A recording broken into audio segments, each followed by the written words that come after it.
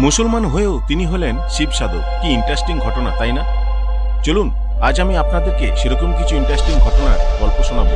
যৌবনে পা দিয়ে পাড়ি দিলেন সুদূর হিমালয়ে। কি ঘটলো তার সঙ্গে জীবনে, সমস্তটাই আছে কিন্তু এই ভিডিওতে। মানুষের মণিকোঠায় জায়গা করে নিলেন ভগবানের আসনে। চলুন না কি আছে দেখি এই মন্দিরে।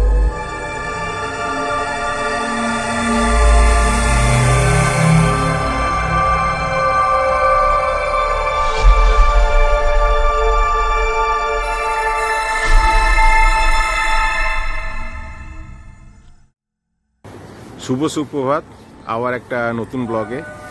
তো আজকের ডেস্টিনেশন হচ্ছে ফুলতলা গ্রাম, সোলেমান বাবার আশ্রম। তো সেটা হচ্ছে বেহুলাতে, আর আমি এখন শক্তিগড় প্ল্যাটফর্মে রয়েছি। তো এখান থেকে আমি যাব ব্যান্ডেল থেকে কাটোয়া লোকাল ধরে আমি যাব বেহুলা। তো আপনারা যদি বেহুলা যেতে চান তাহলে হাওড়া থেকে কাটোয়া লোকাল ধরবেন, কিংবা বর্ধমান থেকে হলে আপনারা ব্যান্ডেল পর্যন্ত আসতে পারেন। ব্যান্ডেল থেকে কাটোয়া লোকাল ধরে আপনারা বেহুলা যাবেন। আর বেহুলার পর থেকে কিভাবে ফুলতলা গ্রাম যেতে হয় সেটা আমি আপনাদেরকে সমস্তটা দেখাবো।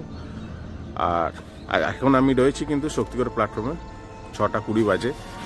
আর আশপাশটা দেখতেই পাচ্ছ কত ঘন কুয়াশা। খুব সকাল সকাল বেরিয়ে পড়েছি তোমাদের জন্য।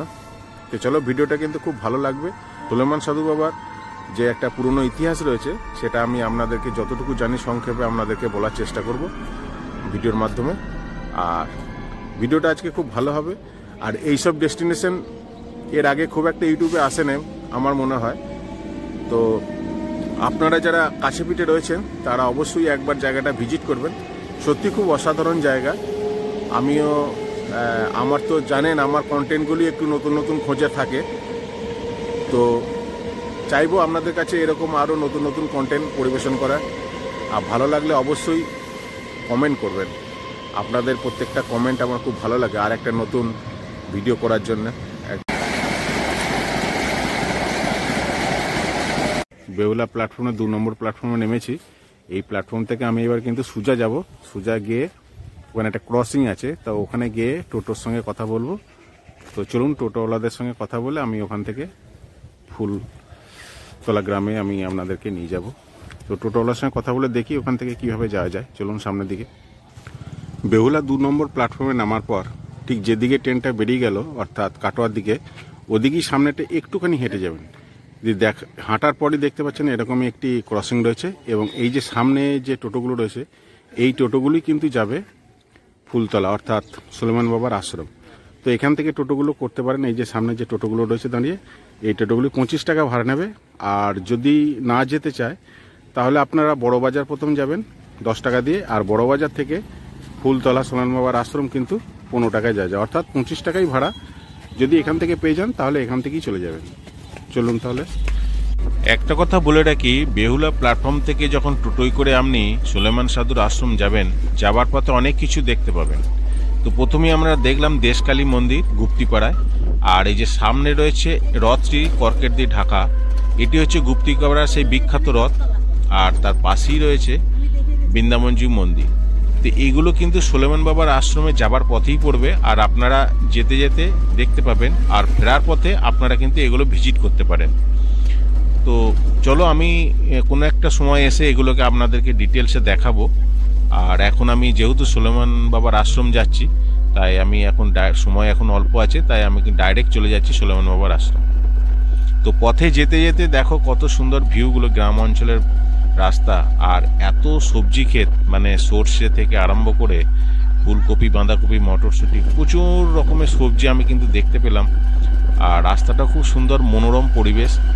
আর তোমরাও যদি আসতে চাও, সত্যি কথা বলতে খুব ভালো লাগবে এই মন্দিরে। চলো সমস্তটা আমি তোমাদেরকে ঘুরিয়ে ঘুরিয়ে দেখাবো। আর একটা পুরনো ইতিহাস আছে জনমুখে যেটা শোনা, সেটা আমি তোমাদেরকে শোনাবো। আমি এই টোটো থেকে নামলাম, আর এইটা হচ্ছে সোলেমান বাবার আশ্রম বা মন্দির বলতে পারেন। তো আজকে হচ্ছে 26শে পৌষ, বাবার আজকে জন্মদিন, তাই এখানে একটা বাৎসরিক উৎসব হয়। আমি সেই খবরটা পেয়ে আজকে আমি এসেছি। চলো আমি যতটুকু দেখতে পাবো, যতটুকু শুনতে পাবো, সবটাই আমি আপনাদের সামনে তুলে ধরবো। আশ্রমের মধ্যে যতগুলো প্রাচীন বৃক্ষ দেখতে পাবেন সবই কিন্তু বাবার হাতে লাগানো। তো চলুন আমি সবকিছু দেখাবো। আজকে 26শে পৌষ, তাই আমি এখানে এসেছি। আর সুলেমান বাবার আজকে জন্মদিন, তো এখানে একটা উৎসবের মতো হচ্ছে, তো আমি তোমাদেরকে সবটা দেখাবো। আর এই যে মন্দিরটা দেখছো, এটা হচ্ছে মা গঙ্গার মন্দির। পূর্বে এই জায়গাটার উপর দিয়ে কিন্তু ভাগীরথী নদী বয়ে যেত, তাই মা গঙ্গাকে এখানে পূজিত করা হয়। মেন মন্দিরের পাশে ছোট ছোট 3টে মন্দির আছে। একটি মা গঙ্গার মন্দির, আর তার পাশেই রয়েছে একটা ফুলির মন্দির, মানে অর্থাৎ এখানে কিছু ফুলি রয়েছে, তার উপর এখানে পুজো করা হয়। তো এর কিছু ইতিহাস রয়েছে, আমি আপনাদেরকে সেটা জানাবো। আর তার পাশেই রয়েছে আরেকটি ছোট মন্দির, যেখানে সুলেমান বাবার গুরুদেবের কথা বলা হলো, তো আমি আপনাদেরকে সেটাকে দেখাবো।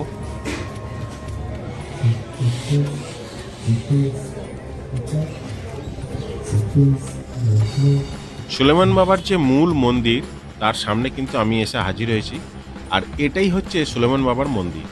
তোমরা মন্দিরটা দেখতে পাচ্ছ কত সুন্দর, দুপাশে 2টো সিঁড়ি। আর এইখানেতে ধূপ এবং মোমবাতিকে জ্বালানো হয়। সবাই কিন্তু এখানে এসে সেইভাবেই ধূপ মোমবাতি জ্বালছে এবং সিঁড়ি দিয়ে উপরে উঠে গিয়ে বাবাকে দর্শন করছে। তো আমিও তোমাদেরকে দর্শন করাবো।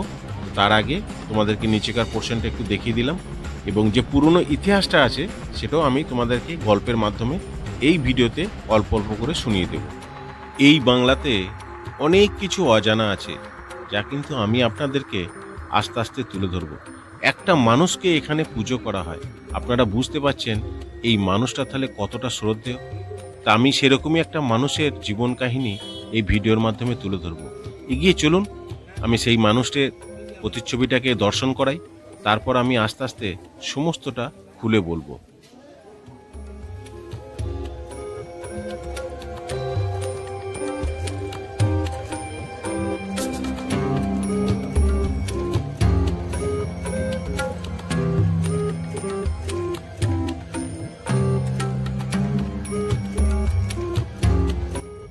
সুলেমান বাবা ছিলেন মুসলমান সম্প্রদায়ের মানুষ, কিন্তু তিনি ছিলেন শিব সাধক। তাই এই মন্দিরটি পরিচালনা করেন হিন্দু এবং মুসলমান উভয় সম্প্রদায়ের মানুষ। তাই এখানে যখন লঙ্গর খেতে আসে বা এখানে কিছু অন্নভোগ খেতে আসে, সমস্ত সম্প্রদায়ের মানুষই কিন্তু পাশে পাশে বসে সেই অন্নভোগ কিন্তু গ্রহণ করে। সেই সব বিরল দৃশ্য কিন্তু আমি আপনাদেরকে এই ভিডিওতেই দেখাবো। ফুলতলা গ্রাম ছাড়াও আশেপাশে যেসব গ্রাম থেকে মানুষজনরা এই বাবার মন্দিরে আসছেন, কেউ কিন্তু খালি হাতে আসছেন না। সঙ্গে করে 2টি অন্ন এবং নিজের বাগানে তৈরি হওয়া সবজি, সেটাকেও কিন্তু সঙ্গে আনছেন, যাতে করে এখানে এই মহোৎসবটা কাজে লাগে। চলুন এই সময় আমরা মন্দিরের চারিপাশটা একটু দর্শন করে নিই, তার সঙ্গে শুনে নিই বাবার কিছু ইতিহাস। অবিভক্ত বাংলায় খুলনা বিভাগের কুষ্টিয়া জেলায় ভেড়ামারা গ্রামেতে সুলেমান বাবার জন্ম হয়। ছোট্টবেলায় নাম ছিল সুলেমান সাউ। এক দরিদ্র মুসলমান পরিবারের জন্মগ্রহণ করেন। ছোটবেলা থেকেই সুলেমান সাউ একটু উদাসীন ছিলেন, তাই যৌবনে আরম্ভ হলেই তিনি গৃহত্যাগ করেন। সুদূর হিমালয়ে পাড়ি দেন তিনি, সেখানে বেশ কিছুদিন কাটান। হিমালয়তে থাকার সময়ই সুলেমান বাবার সাথে দেখা হয়ে যায় হাজি মালম বাবার সাথে, আর মালম বাবার কাছেই উনি শিষ্যত্ব গ্রহণ করেন। এরপর আর বেশি দিন হিমালয়ে থাকেননি। পরবর্তীকালে সুলেমান বাবা চলে আসেন হুগলি জেলা ফুলতলা গ্রামে। মুসলমান অধ্যুষিত সেই সময়ে ফুলতলা গ্রামে অনেক মুসলমান পরিবার বাস করতেন। ওনার এক পরিচিত পরিবারের সঙ্গে সুলেমান বাবা বাস করতে শুরু করলেন। ভারত স্বাধীন হওয়ার পর ফুলতলা গ্রামের অধিকাংশ মানুষই পাকিস্তান চলে যান, কিন্তু সুলেমান সাউ কিছুতেই ফুলতলা গ্রাম ছাড়তে চাইছিলেন না। এদিকে ওনার পরিচিত পরিবারের লোকজনরা অনেক অনুরোধ করেন। শেষমেশ সুলেমান সাউকে ছেড়েই ওনারা পাকিস্তানে চলে যান। এমন অবস্থায় সুলেমান বাবাকে কিন্তু এক ঘরে করে দেয়া হয়। শেষে সুলেমান বাবাকে একটি ঘরে ঢুকিয়ে তালা দিয়ে দেয় কিছু মানুষ। এরপর 7 দিন কেটে যায়। মানুষের চেতনা ফিরলে তালা খুলতে যান। তালা খুলে দেখেন ঘরের মধ্যে সুলেমান সাউ নেই। এ কি অবাক কাণ্ড! মানুষটা গেল কোথায়? গ্রামের সকলে অবাক হয়ে যান। এরপরই ঠিক 3 মাস পরে ভাগীরথীর চরে ধ্যানমগ্ন অবস্থায় বাবার আবির্ভাব হয়। তখন ভাগীরথীর খাড়াই পাড় থেকে নজর করে গ্রামের মানুষ বাবার কাছে যান ও বাবাকে গ্রামে আসার অনুরোধ করেন। এরপরই ফুলতলা গ্রামে ওই স্থানে 12 বছর ধরে নরমণ্ডু সামনে রেখে বাবার ত্রিশূল গেঁথে বাকসিদ্ধ লাভ করেন। উনি মানুষকে দেখে যা বলতেন তা সত্যিই কিন্তু ঘটে যেত। আস্তে আস্তে সুলেমান বাবা ফুলতলা গ্রাম ও তার আশেপাশে শিবের সাধক হিসাবে পরিচিতি লাভ করেন। এই স্থানে যে এসেছেন সাধু বাবার কাছে কেউ কিন্তু খালি হাতে ফেরত যাননি। কথিত আছে সাধু বাবা সারাদিন ভক্তদের দেওয়া ফল থেকে মাত্র একটি ফল খেতেন। 1967 সালে এই স্বাধীন ভারত থেকে সুলেমান সাধু সবাইকার কাছ থেকে বিদায় নিয়ে ওনার আদি গ্রাম অর্থাৎ এখনকার বাংলাদেশের কুষ্টিয়া জেলায় ভেড়ামেড়া গ্রামে চলে যান। উনি চলে যাবার পর থেকেই এই স্থানকে সুলেমান বাবার পবিত্র স্থান হিসাবে মেনে চলেছেন গ্রামবাসীরা। মনস্কামনা জানিয়ে এই স্থানে পুজো দিলে কেউ খালি হাতে কোনোদিন ফিরে যান না, এই বিশ্বাস এখনো বিরাজমান।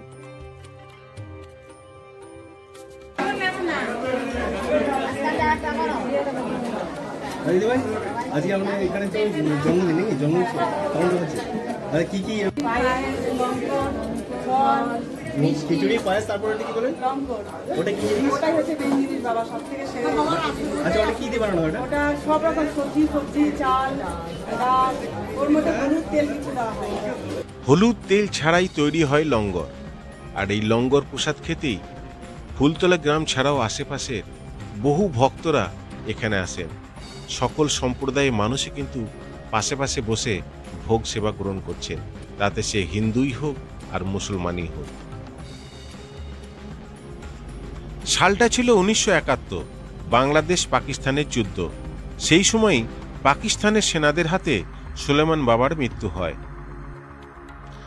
মৃত্যুর পর বাংলাদেশে ভাড়ামেড়া গ্রামেতে বাবার নামে একটি মাজার শরীফ তৈরি করা হয়। হাজার হাজার ভক্তরা সেখানে আসেন মনস্কামনা পূরণের জন্য।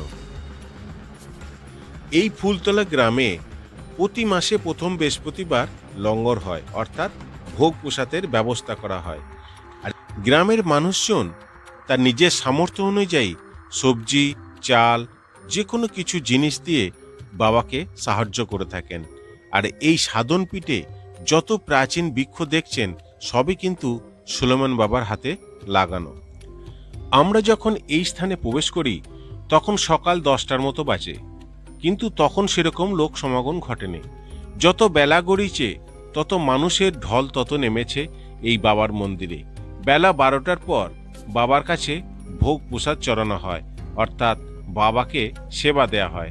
তারপর সেই সেবার প্রসাদ, সেই অন্ন পায়েস মিঠাই সবজি খিচুড়ি সমস্ত কিছু লঙ্গর প্রসাদের সঙ্গে মিশিয়ে জনসাধারণের উদ্দেশ্যে দেয়া হয়।